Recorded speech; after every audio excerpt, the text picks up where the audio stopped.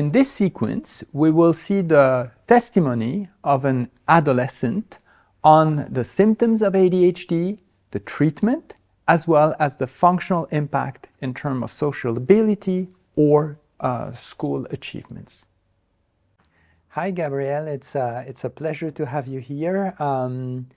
I'd like to ask you a few questions on what you realized through this diagnostic process that ADHD was. How would you describe, in your perspective, attention deficit?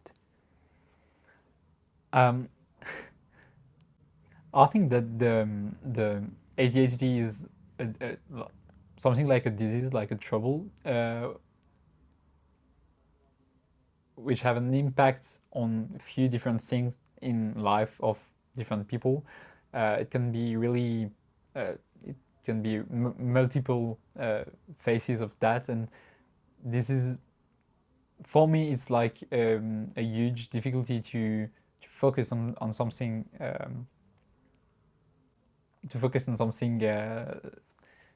For example, in school, where I can't follow a lesson for 45 minutes.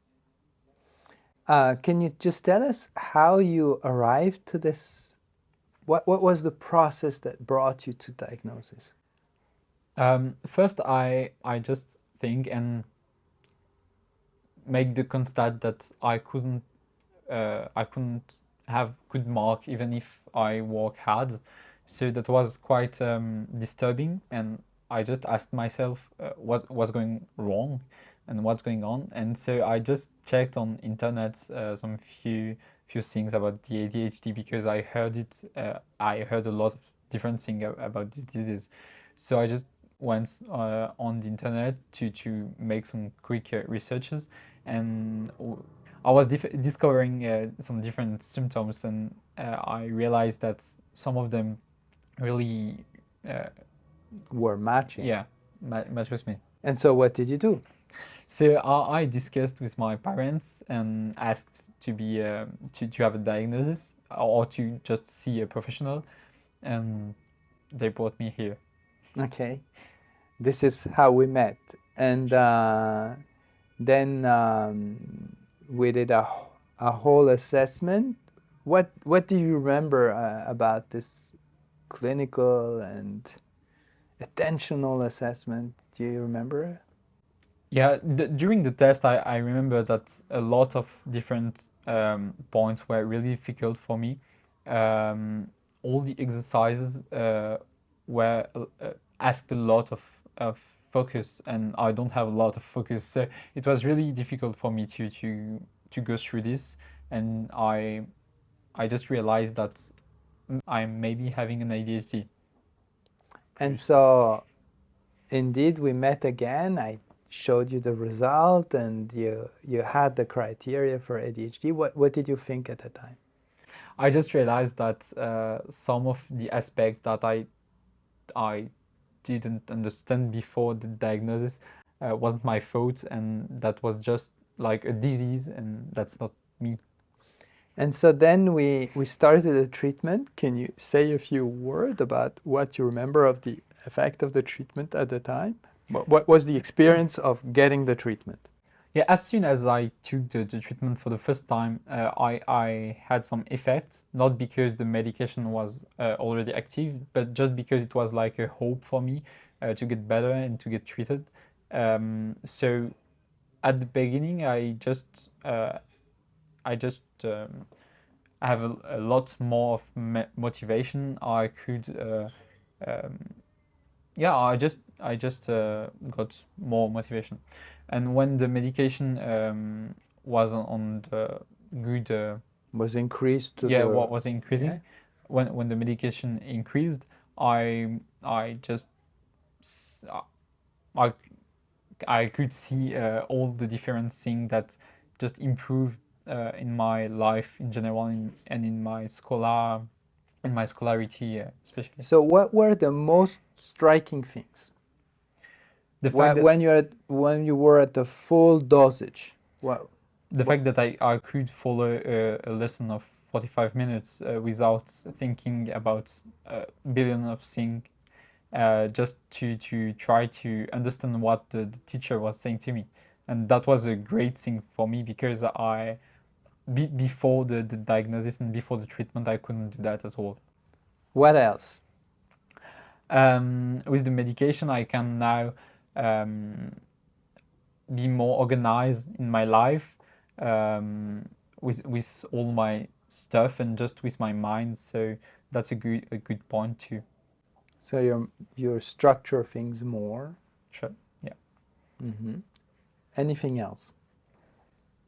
The fact that I now take the medication helped me with my life in general, because it just helped me to slow down my brain and just to focus on one thing and then another, and not a million of different Things together. Yeah.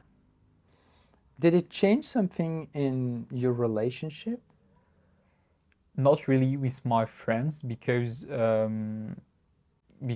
don't think that my personality has changed a lot.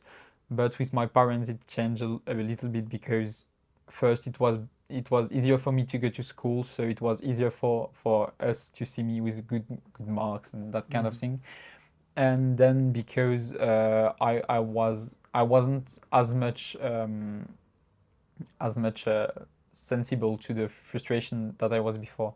Before you went through the entire diagnostic process and understanding what ADHD is through the exchanges, psychoeducation, internet information, when you were like 3 years ago, what did you think ADHD was? First, I thought that ADHD was only a difficulty of focusing on different things, and I didn't realize how much it can have an impact on all the life of the person. And I thought maybe 3 years ago that ADHD goes only like the attention disorder goes only with the hyperactivity, and now I realize that a lot of people just suffer from focusing trouble, not of hyperactivity. So do you mean that if a person wouldn't be hyperactive, you wouldn't have considered this person with ADHD? No, yeah. So you had to be hyperactive and with an attention problem to be called ADHD. Attention alone wasn't sufficient. The fact is that I thought that every ADHD people had an hyperactivity. So if someone, I won't diagnose anyone anyway, but if someone had come to me and just tell me, okay, I have this, I don't think that I could think to ADHD without the hyperactivity. Did you ever feel stigmatized, or do you think that people with ADHD are in a way stigmatized in their life? What do you say? No, I've never seen a stigmatization about ADHD people. I've told a lot of people that I suffer from ADHD, but I've never faced too bad reaction and to someone who just stigmatize it. So no, I don't think so. Okay. Thank you so much for you talking today and witnessing of what it is to live with ADHD. Thank you. My pleasure.